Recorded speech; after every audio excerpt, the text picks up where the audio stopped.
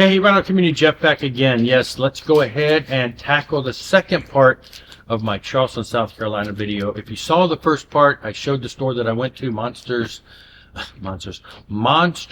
Music and Movies. Huge store, lots and lots of stuff. I literally had flipping fatigue when I left that store. When I left, I told my wife, I said, let's just go home.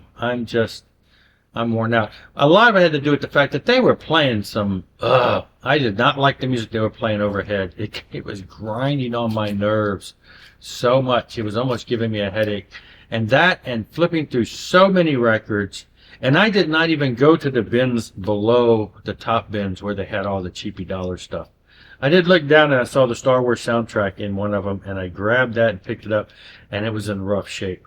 And I'm like, Star Wars soundtrack for $1, but now you understand why. It was not really playable. So yeah, I didn't spend time on this place had so much music. I had enough going through the large amount of used records. And then I went through a bunch of the jazz stuff. I went through the entire heavy metal section, huge heavy metal section, just all segregated out by itself. Just so much. It was all new stuff. It was all new stuff. Nothing really heavy metal new used, except for the one or two that I found and one or two that I let go away that were just mixed in the rock. So when I first got there, as I mentioned in the last video, I went for the 50% off. Then I went to the newly received used items, and that's where I found the first thing I found, Zoetrope, A Life of Crime. I hope I'm pronouncing that right. I never could understand exactly how that goes. Anyway, yes, so I saw this and I thought, hey, cool, some 80s speedy thrash type stuff. Everything looked great. You know, the insert is the part that comes out of the record there. Everything looked great there. The vinyl was in great condition. Combat Records. Again, back in the day, there were a couple labels that if we just bought them blindly because we knew that those labels were respectable enough to be the kind of stuff we wanted. Combat was one of them. Metal Blade. Back in the day, nowadays I think Metal Blade, you know, they've veered into the stuff that I'm not as much into. But back in the 80s, Metal Blade, Combat, Music for Nations, overseas stuff, just great stuff. So yes, I saw this. I've seen people show this. I've never owned this album, had never previously heard this album, but I went ahead and grabbed this. So yeah, so that was the first thing I grabbed, and I'm like, hey, there's hope. There's some good stuff. Now, the one that I turned down that was in that section, they had the Malice album, License to Kill. I really wanted that, but it was more than I wanted to pay for it. And I looked it up online, and I'm like, you can get it on Discogs for $10 less than they were selling it. So I couldn't do that, even though I really wanted that album. That would have been like the great find of the whole day. But for now, we got some great stuff beyond that. So then I moved over into the A's. I found Accept, I'm a Rebel. One of the earlier ones that I really needed. I still need Breaker on vinyl. I like this cover. This actual pressing ended up, when I looked it up, it's got a barcode. So it's not like the original 80 pressing. It is I believe when I looked it up, it was an 89 reissue, but it's using one of the original covers from the heyday. The other cover is that weird logo, I believe. Anyway, the other cover is kind of more generic. This one's kind of quirky, but you know. And then, as you see here, it says not for resale. This is a promo stamped copy, and so it is actually in really great condition. And the album's in great condition. Again, it's a repress, so it's not like it's been around too long, but it was in really good condition, Polydor label. So yeah, and I forget the price was average. Was very, very well. Well, this was one of the ones that cost a little more than what else I found, but it was still a good price for that. Then moving on, I got this. Now this was frustrating. Ultra Boys Gut Level Music. I know I have this. I'm thinking to myself, I know I have this. I know I have this. So I pulled up my Discogs app, and it wasn't working right in the store. And I pulled it up, and I said, go to my collection. And I said, search for Ultra Boys, because I knew there was one of their albums that I needed on vinyl. And I thought, wasn't this one?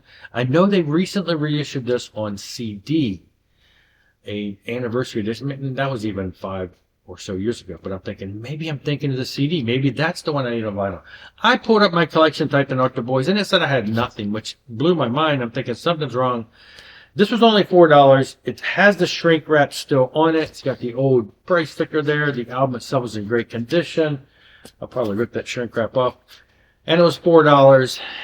And I thought, even if I know I have it, I'm sure I have it. I believe I have it. But at $4, I took a chance. I got it. When I got outside and got in the car and pulled up, I said, yeah, I do have it. Now, there are two different editions of it in the sense that the center label there's two different frontline labels. There's a yellow one, and then there's a white and green one. This is the yellow one. I thought maybe I got a different label, but until I get home and verify for sure that I logged mine correctly, it's currently logged on Discogs as being the yellow one, I believe. So there are a couple different editions. So maybe it's a different edition, but either way, VCLT for somebody if need be for $4. Kept going, flipping through there, and I found 9 out of 10 Scale by Sami Hagar. Pretty much the only Sami Hagar album of the early years that I did not have on vinyl. I've had it on my Discogs catalog for a while. It's only a few dollars. It tends to be cheap, but I just have never pulled the trigger on getting it. And then here it was, and it was in great condition. I mean, it was just the orange Capitol label, and it was in great condition. And I thought, I'm going to go ahead and get it. Wasn't very expensive at all, and I thought, there you go. Finished my early years Sami Hagar collection by grabbing that one there. So, some oddities there, just hole fillers. And then this one kind of caught me off guard because I've never seen this in the wild, but I knew it existed out there. Del Mansfield Band, Get Ready. On vinyl. I don't even want to try to look at this in this overcast day. Early 80s stuff. The album I really, really, really want to get from him, which is one that I have never seen in the wild, is the Revelation album. It's got Paul Gilbert on guitar doing some stuff on there, playing along with him. But this is one of his earlier, blues rock albums. Del Mansfield, harmonica, blues rock player, and has done some great stuff over the years. And this is one of his earlier albums. And I was glad to find this. And again, it was like, I forget, $5, $6. So I came away with some decent used stuff for decent money.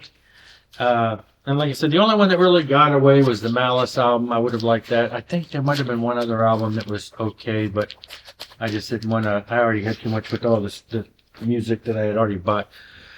But anyway, so apparently we are looking to go back to Charleston. Hopefully, I'm still here in this area in South Carolina for another 3 weeks. Well, yeah, 3 weekends, and then I'll head back on the 4th. So 3 weekends, we may head back down to one of there and hit one of the other stores. But that's it for this one, though. Found some great stuff. I was happy. It was a great weekend between all the stuff I found on Friday in Somerville and all the stuff I found Saturday in Charleston. It was a great finding haul weekend. Anyway, that's it for this one, too. See you later. Thanks a lot for watching. Rock on and rock hard.